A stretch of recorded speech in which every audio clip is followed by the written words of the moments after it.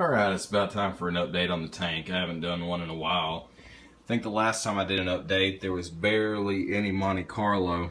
It was immersed when I got it, and it melted back to a patch right here and a patch right there.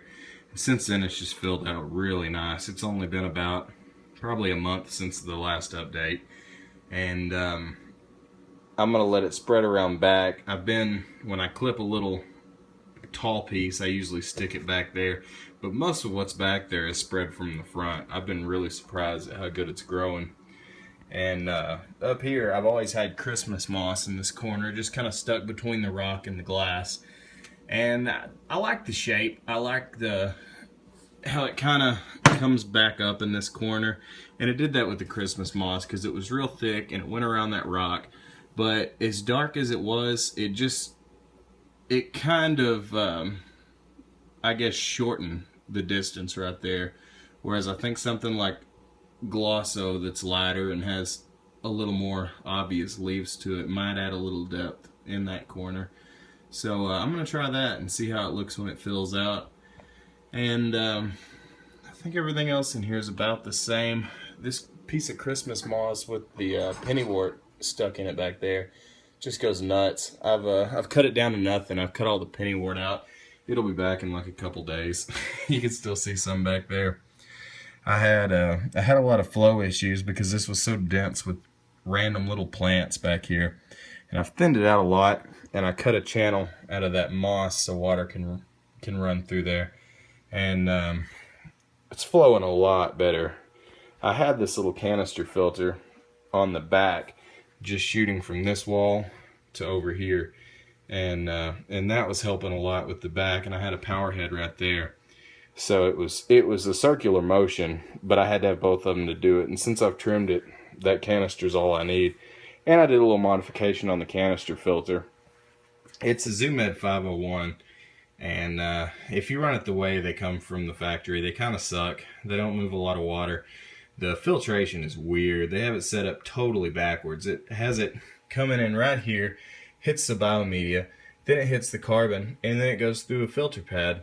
And it didn't make any sense at all. So I just took some crushed up Biomax that I had, and so it's Biomax in both chambers with a little bit of filter foam on top of it, and it's a little bit coarser than it comes with, so it does flow a little better.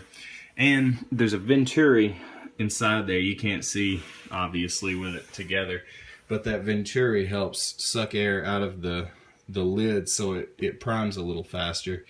And that Venturi, it's hard to explain without showing you, but the tube that runs up into the impeller has a Venturi that sticks into it, and that Venturi comes halfway into that tube. So you've got a big plastic thing right in the middle of the tube, and that cuts down some flow. And I drilled that out, and I still kept the hole, so I still have the Venturi. It just doesn't protrude out into the tube, and I think it's getting me a lot better flow. I mean, it looks like, just visually, it's flowing a lot better. And I didn't like how you had to keep the filter back here because you could only use vinyl tubes and run them down to it, and you couldn't put a hard angle on those. And I just got some really cool looking industrial press fittings, and I put a 3/8 tube on each of these and then press fit it in there and just put some wire loom on it to hold it. I think it looks a whole lot cleaner than it did before. And the last update, I'd had kind of like a DIY ADA solar mini looking light. It was a wood base, and it had the ballast in the base, and it had two metal rods that came up and a power compact bulb. And it had a little hood on top of that I made out of a sheet of aluminum.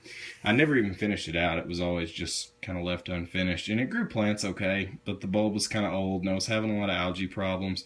So I decided to upgrade instead of buying another bulb for it and finishing out the old fixture. And I ended up finding a, what was it, a Fluval Eco Bright. That's what it is. It's the 18 to 24 inch model. Turns out it is the perfect size for this tank. This tank's about 17.8 inches. And the only bad part were the legs, because it likes to sit down right on the glass. And with that rock sticking up, I can't have that because that's right where my light needs to go. And I'd made a 45 centimeter aquarium stand with an acrylic door, and I had some 1/2 inch acrylic left over.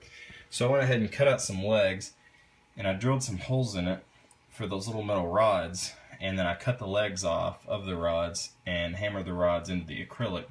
I cut a little notch down there so it can fit on the glass. Haven't finished it out, so the edges are a little rough, and I still have to sand them and polish them and just clean everything up. But it gets it up off the glass, and it looks pretty cool. And I can tell a huge difference with this.